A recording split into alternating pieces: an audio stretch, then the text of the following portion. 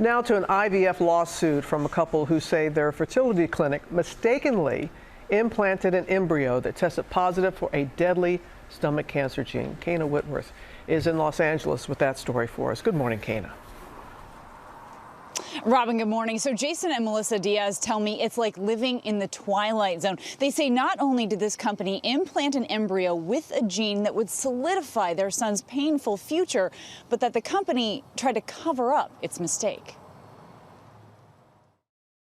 This morning, an IVF tragedy. That was like my soul's life purpose, was to have a baby that I didn't pass this gene on to. Melissa and Jason Diaz now raising a son with a deadly hereditary cancer gene the couple had sought fertility treatment to avoid. They're now suing California company HRC for allegedly transferring an embryo that had tested positive for diffuse gastric cancer. And then they say the company falsified medical records in an attempted cover-up. Melissa and Jason say their son will likely need his entire stomach surgically removed as early as age 15. I cry all the time. It's devastating. Melissa, a carrier for the BRCA gene mutation for breast cancer. The couple says they sought out HRC Fertility in Pasadena because they wanted IVF with pre-implantation genetic testing to avoid having a child with Jason's hereditary cancer gene. You saw HRC as your one way to have a healthy child. 100%. The lawsuit alleging that HRC Fertility told the couple that they had stored a male embryo without a stomach cancer mutation.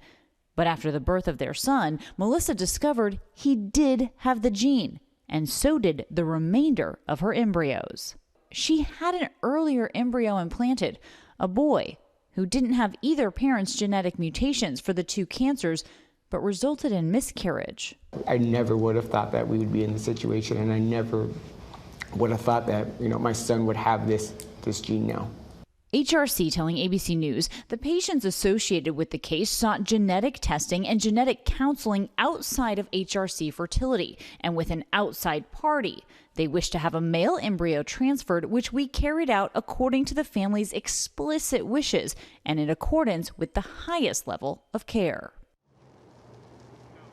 Now, the couple's lawyer told me that they sought out a genetic testing lab that was referred to them by HRC and that lab did nothing wrong. And also, Rebecca, the couple's lawyer said that HRC actually doctored Melissa's medical records to try to cover up their mistake.